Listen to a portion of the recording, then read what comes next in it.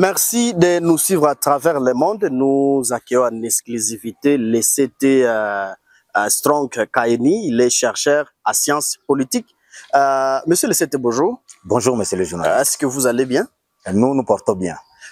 Oui, vous avez suivi avec attention et intérêt la communication de la présidence angolaise. Nous savons que Kinshasa va faire le dialogue direct avec les rebelles du M23. Vous, personnellement, comment vous analysez ce dialogue direct avec, disons, les rebelles du M23? Merci de cette ouverture. Et nous allons commencer, nous sommes d'ailleurs tentés de le dire, que c'est un processus qui a commencé il y a un certain temps, où à partir de Luanda, au niveau de l'Angola, il y avait une ouverture, c'est-à-dire un espace qui mettrait en prise la République démocratique du Congo et le Rwanda via les présidents, c'est-à-dire le président Félix Antoine Tshisekedi, le président de la RDC, et de l'autre côté Paul Kagame. Mais aussi, il y avait aussi le processus qui ouvrait la brèche pour Nairobi, où il fallait que maintenant le gouvernement congolais puisse parler avec les groupes armés. Et donc, ça, c'est une suite, une continuité de ces longs processus qui venaient déjà de prendre corps. Et c'est ce qui nous amène aussi à croire que c'est une ouverture pour que maintenant, aujourd'hui, le M23 puisse être considéré comme un mouvement armé, au même titre que les autres qui ont pris les armes pour contraindre peut-être le gouvernement à répondre à certaines sollicitations. Et c'est ce qui fait que même aujourd'hui, le président Lorenzo, qui est aussi de même président de l'Union africaine, a pris ce courage d'appeler la RDC et le M23 à s'asseoir autour d'une même table et parler de la question qui concerne la consolidation de la paix et qui concerne aussi la pacification même de la République démocratique du Congo, et voir même comment il faut encore revenir à la souveraineté de la République démocratique du Congo dans ses valeurs telles que reprises dans la Constitution. Voilà. Alors, pensez-vous que vraiment ce dialogue nous aidera vraiment à avoir la paix à l'est du pays? En fait, je dis que c'est un processus. Nous avons dans ce processus une ouverture bipolaire où nous voyons d'abord le Rwanda avec la République démocratique du Congo qui doivent renouer avec leurs relations. Mais aussi, nous voyons de l'autre part la République démocratique du Congo qui doit aussi arranger ces questions politiquement et qui doit aussi renforcer la cohésion nationale, qui doit aussi continuer aussi à planifier beaucoup plus les intérêts internes que de les céder à l'extérieur. C'est dire que la collaboration comme le dialogue ou la négociation, comme on est en train d'utiliser les deux concepts aussi dans un même format, puisse rester permanente, c'est-à-dire le dialogue ou la négociation ou les négociations doivent rester justement permanentes par rapport à la question de crise qui déchire actuellement la République démocratique du Congo. C'est dire que c'est un processus et à un moment donné, il n'y a pas d'ailleurs longtemps que le président de la République était en train de qualifier, à tort ou à raison, je ne sais pas encore, le M23 comme un groupe terroriste et qu'il ne fallait pas qu'il puisse ouvrir une brèche de pourparler avec un groupe terroriste, le M23.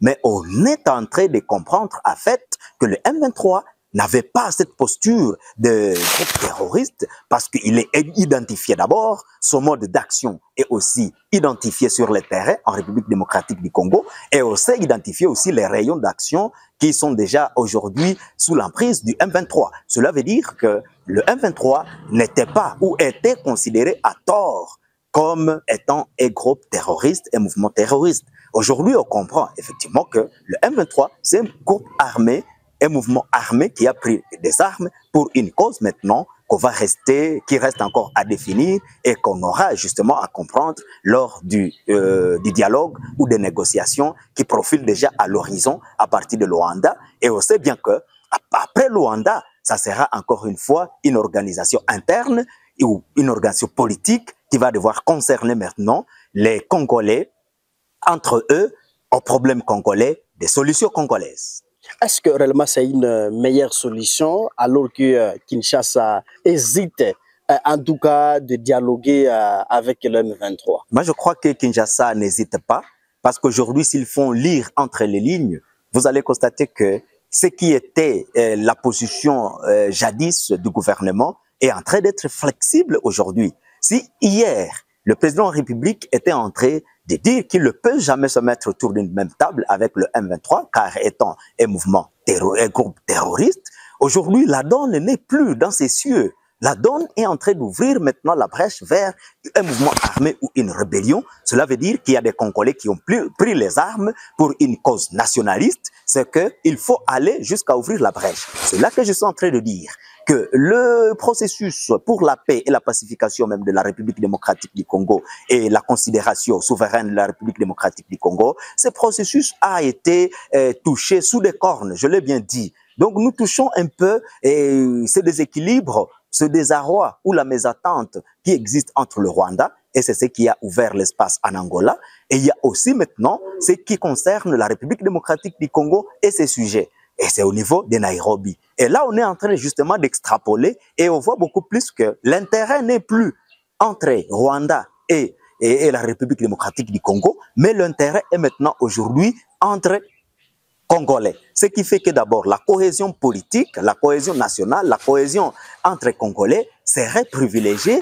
et c'est après qu'on peut aller maintenant à l'instance de convoquer ou de parler ou de se parler avec les autres pays, notamment le Rwanda, avec qui nous sommes aujourd'hui dans des confusions. On ne sait pas effectivement comment et pourquoi le Rwanda est en République démocratique du Congo. Cela veut dire qu'il y a un temps où on était en train de parler des groupes armés, de mouvements d'agression. Nous étions aussi en train de parler d'une manière ou d'une autre, à tort ou à raison, des groupes terroristes. Mais aujourd'hui, qu'on est en train maintenant d'identifier les acteurs de ce que nous connaissons aujourd'hui en République démocratique du Congo, cela nous amène directement à parler des causes, et les causes doivent être dites face en face, et ce sont des causes qui doivent ressortir lors des dialogues.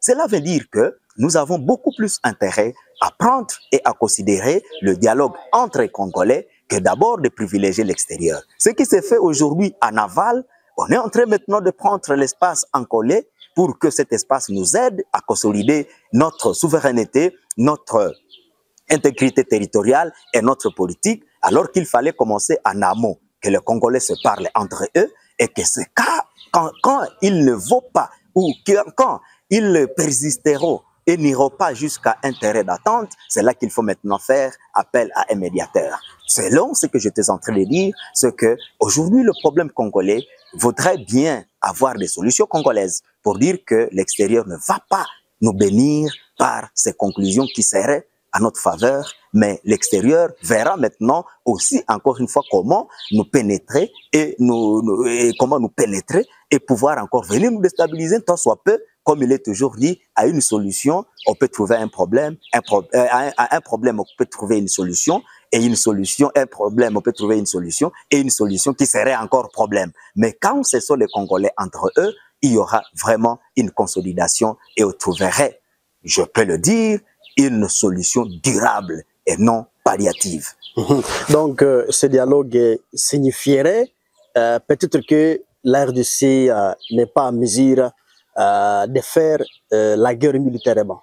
En fait, je suis tenté de le dire ouvertement qu'aujourd'hui la RDC est en train de fléchir. La RDC est dans une courbe qui ne dirait pas son nom.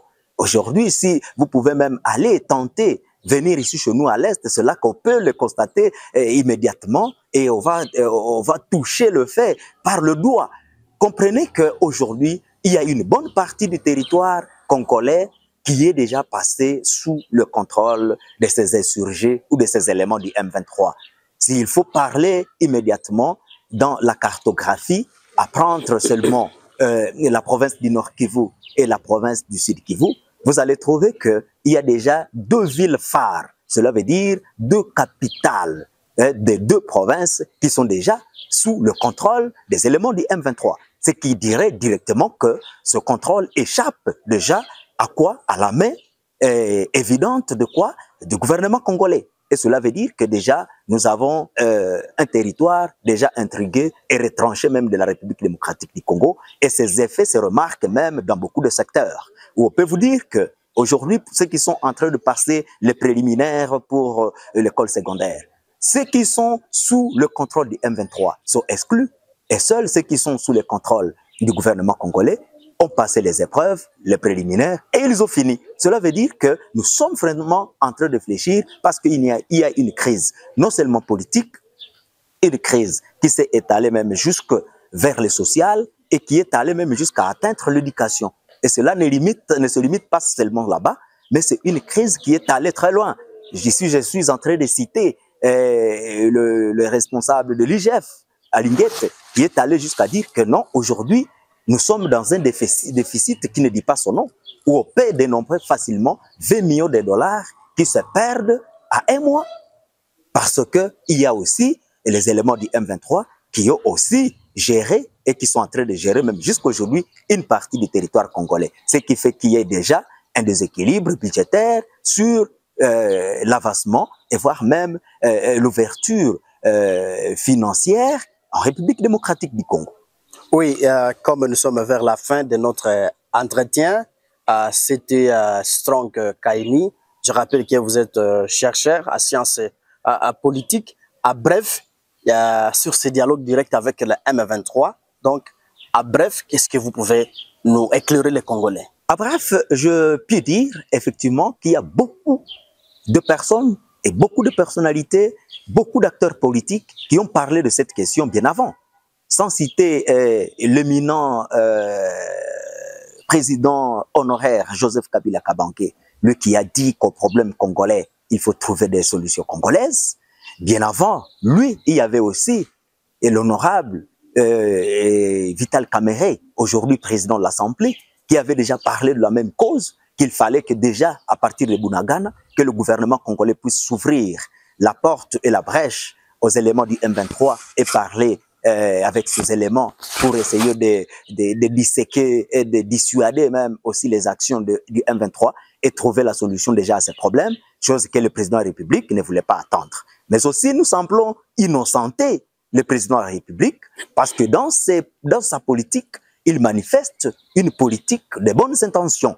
Et maintenant, on ose croire et on est tenté de le dire ouvertement et haut que c'est son environnement qui l'empêche toujours à ne pas s'ouvrir même aux autres qui sont en train justement de mener des actions sur le territoire congolais et qui gagnent le terrain sur le territoire congolais au jour le jour. Et ce qui ferait que nous puissions dire, et nous sommes tentés donc de le dire, que le président de la République, Félix Tshisekedi, a été pris en otage par une frange et une organisation, des gens qui ne voulaient pas à ce que le président puisse parler avec les autres Congolais et s'ouvrir au monde des opposants comme au monde des mouvements, des groupes armés qui sont aujourd'hui en action en République démocratique du Congo, de peur de ne pas se voir aussi désarmés et déshabillés des postes qu'ils sont en train d'occuper actuellement. Parce que vous savez, en République démocratique du Congo, quand on parle du dialogue et des négociations, nous nous faisons directement l'image de partage de postes, et ce qui ferait que beaucoup d'ambitionnés vont devoir perdre leur poste,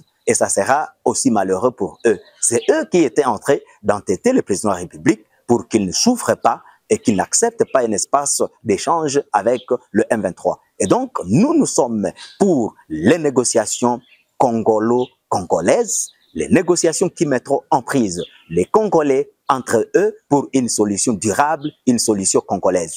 Mais le contraire, de penser que nous devons toujours subir la facilitation ou la médiation des pays étrangers, cela aussi nous amène même la honte et cela nous affaiblit encore davantage parce que au lieu que la personne vienne avec une solution, avec aussi une ouverture des faiblesses que nous avons, parce qu'en face d'un facilitateur ou d'un médiateur, on doit aussi faire quoi? Se déshabiller, se dire que nous allons dire tout le mot de la République démocratique du Congo et ça sera donc une façon de vendre notre souveraineté et celui qui est le médiateur, lui aussi verra effectivement que nous avons de faiblesses qu'il peut exploiter au temps record. Donc, allez-y comprendre que le dialogue n'est pas une mauvaise chose, les négociations ne sont pas une mauvaise chose, mais ça facilite un peu aux Congolais de se mettre en face pour se parler des réalités congolaises et trouver justement des solutions congolaises que de s'exposer au monde entier, que de s'exposer à la région